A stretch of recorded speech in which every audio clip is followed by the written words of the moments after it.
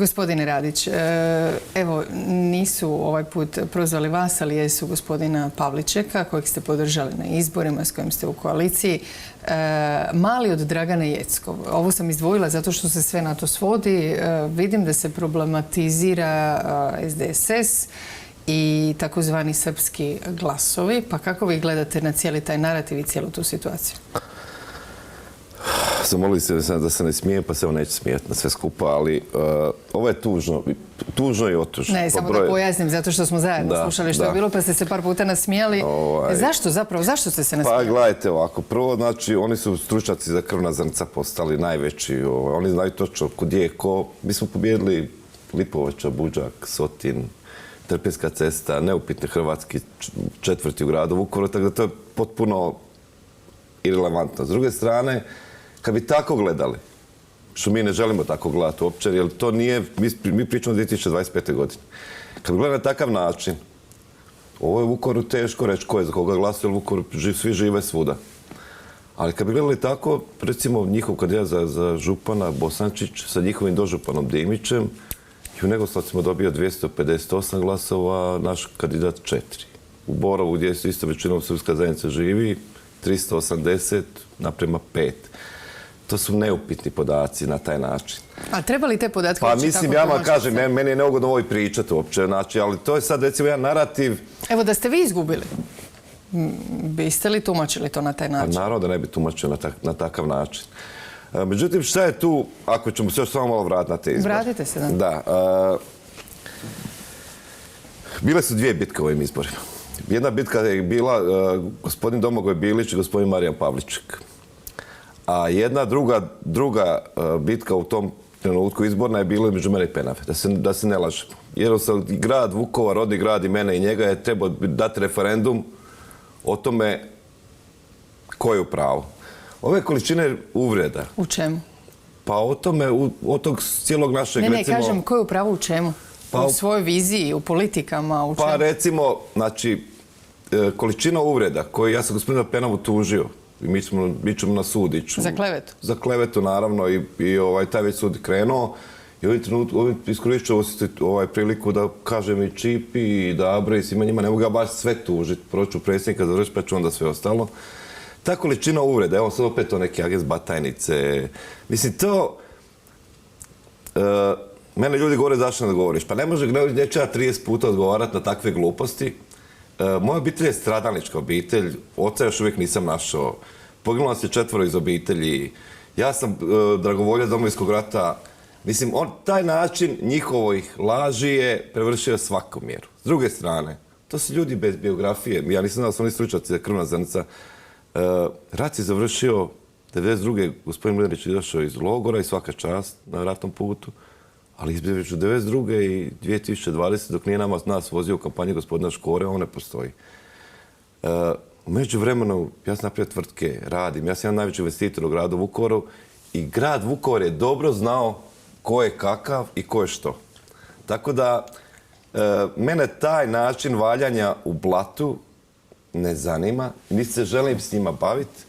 A ovo što oni sad pričaju, ko je kada, ko je kakav gradonačelnik, mislim, to je sramote sebe i grad. Mada i to treba reći, gospodin Josić ni gospodin Mlinarić ne žive u gradu Vukovaru. Ja živim u gradu Osijeku, ali sam svaki dan na 30 minuta od grada Vukovara. Tome i ko zapadni dio grada u Zagrebu i istočni dio. Znači, osim izbora za gradonačelnika, kažete da je ovo bio svojevrsni referendum Vukovaraca između vas i gospodina Penava, nakon svega što smo slušali, gledali i odabrali su vas po svemu sudu. Pa ja sam kada postojao je i taj kontekst. Jer meni je jako puno ljudi reklo juče i prekjuče u gradu Vukovaru da su dali glas nama baš zbog toga. Jer mislim, te neke laži, mislim, oni su rekli da moj otac nije bio branitelj, da nije bio, mislim, to su takve laži, to ne možete, vi to možete lagati, recimo ovdje kod vas zasudio, sad neko iz Pazina ili da ne bilo koga, pa on ne zna šta je bilo, pa će on povjerovati jednom ili drugom na osnovu ne zna čega gestikulacija. Ali vi to u Vukovaru ne možete lagati, to u Vukovaru je... A što mislite, ukoliko je išla ta osobna diskreditacija prema vama, koji je bio cilj? Oni su ostali u vladi, Očekivalo se da će dobiti Vukovar. Treba reći, gospodine Radić, nije to bio samo DP-ov kandidat. To je bio i HDZ-ov kandidat. HDZ nije imao svog kandidata, imao je tog kandidata. Dakle, imali su tog zajedničkog kandidata. Koji je onda bio cilj tog diskreditiranja vas osobno? O čemu se tu radi? Mislim, kad već pokušavamo dati kontekst neki. Gledajte, oni su Sabor, taj spominju stranke, čega se pametan stidi, budala se ponosi. Evo to ću reći. Prvo taj Sabor stranke. Izmanipulirati glasače, delegate na Saboru. Ne dozvoliti nama da damo amandman o tajnom glasovanju. Izrugivati nas na način da može biti tajno glasovanje ako će Dabro i Bar nabrojati glasove. Mislim, to vam je degutantan način unutar stranačke demokracije. I okej, tu ste varali, niste mogli drugčije i na taj način ste, pa 10 puta da je bio Sabor i jedan čovjek, jedan glas, znalo bi se kako bi se završilo. I čak i tajni glasovanje. I oni stalno to ponavljaju kao neku svoju veliku pobjedu. To je eklatantan primjer krađe. Mislim, ne znam šta bi drugčije rekao. I sad kad dođemo na utakmicu, ovu neku normalniju, opet je pokušaj krađe. Vi morate znati da kupovina glasova u Vukovaru ima pravosudni. DORH je otvorio istragu. Policija radi svoj posao. Vama to sve djeluje autentično, pretpostavljam. Ili? Gledajte... Imate li možda i neka druga saznanja? Ponavljam vam, znači to kad je izašlo u javnosti je bilo vijest van Vukovara. U Vukovaru to nije bila vijest. Svi su znali? Svi su znali da se javno na tržnici, na pijaci, u kafićima daju novce za glasove. Da se nude, jer svi su nagovorili, nećete vi to dobiti, oni to daju na sve strane glasove. Odakle ti novci? Pa to su crni novci, ja ne znam odakle su ti novci. Ali zanimljivo je da taj gospodin koji je taj što je uhvaćen je zaposlenik gradske uprave. Pa gospodin Penava nakon završetka parlamentarnih izbora postaje drugi čovjek, evo to ću vam ja reći. Očaci su narasli 10 cm, a ima i stara narodna koja kaže daj čovjeku vlast pa ćeš vidjeti kakav je. Pa mislim da neko kaže da moraju i po jedan zdrav zub izvaditi, da bi ostali koalicije bi izvadili po jedan zdrav zub. Možda čak i bubreg bi izvadili, samo da ostanu u toj koaliciji. Mislim, budućnost tih ljudi je, politička budućnost je završena. Gospodin Čipe Mlinarić, ja njega shvaćam na ovaj način, on će imati sudske procese. Ti sudski procesi se nastavljaju za izvlačenje novaca iz udruge dr. Ivan Šreter. Glavni tajnik isto ima svoje procese, gospodin Dabro. Gospodin Penava isto za ove glasove imat će svoje sudske procese. Oni će imati, kao što je rekao gospodin Pavliček, neki će se boriti za vlast, a neki će se boriti za slobodu. Vi se sjećate kad je bila onaj taj kad je bio Sabor. Kad neke stvari prođeš, ideš dalje, ustaneš se, boriš se i nastaviš dalje. Mislim, taj valjanje u blatu nije moj stil.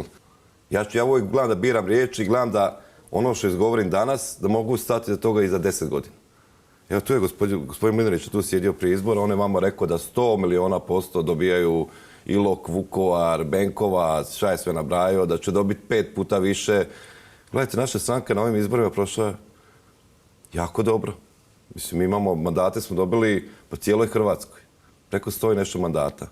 I ima vrlo mandata u svim gradima, i Zadru, i Splitu, i Karlovcu, i sad da ne nabrajam po cijeloj Hrvatskoj, koji su ključni mandati. Mi smo se osobili na noge i naša stranka postoje samo 4 stranke koje imaju i mjesne odbore, i gradske četvrti, i gradske vijećnike, županijske, klub saborskih zastupnika i europarlamentarna petarca. To mi HDZ, SDP, Možemo i Dominacionalno okupljanje. Nema 5. stranke. Znači da imaju kompletno od do političko izražavanje. Bit politike je sudjelovati u vlasti i mijenjati stvari u skladu sa svojim programom. S tim da obratite pažnju na ovaj zadnji dio rečenice. U skladu sa svojim programom. Gospodarstvo samo po sebi, šta vam je gospodarstvo? Mislim, ja sam veliki gospodarstvenik u Hrvatskoj. Nama u gospodarstvu treba da što manje smeta država i da nas što manje opterećuje porezima. I Hrvatska sama po sebi ima ogroman potencijal koji može još rasti u nedogled. Kad smo kod kulture, onda vi podržavate ovo što se dogodilo s Novostima. Koja je to prava istina i je li podržavate to što se dogodilo što god da se dogodilo? Nije se dogodilo ništa, dobro, okej. Oni su dobili preko društva prosvjeta, dobili ste 200.000 € ponovno Novosti. Tako da znamo da se nije dogodilo ništa. Ne možete vi preseliti redakciju Feral Tribuna koji je propao na tržištu i tu se naselio i sad provodi tu politiku na državnim jaslama. A tko vam kaže da to ne možete? zapravo? Pa ja sam protiv toga. Dobro, znači vi zapravo, vaša poruka ovoga vezano za novosti, koliko sam shvatila, ispravite me, nije se zapravo dogodilo ništa. Nije se dogodilo ništa. Kreiralo se nešto da oni mogu reći da se dogodilo, ali najveća tragedija je što se nije dogodilo ništa. Otprilike to, ili? Pa oni pričaju da su to nešto napravili. Nisu napravili ništa. Mislim, ta količina isto tamo laži, uvreda koje izlaze, to nije normalno.